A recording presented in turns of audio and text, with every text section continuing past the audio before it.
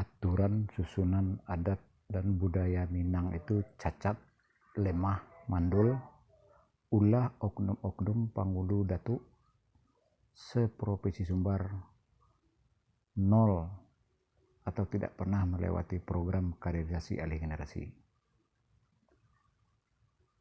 Lemah dalam hukum tata pemerintahan, sedikit-sedikit timbul masalah langsung karena hukum tata pemerintahan. Tanpa sanggup para Pangulu Datuk atau nenek mama menjernihkan dan meluruskan. Malahan sangat umum terjadi, nenek mama itulah yang penyebab utama sengketa agraria dan penyebab utama penyakit masyarakat di Minang. Karena apa?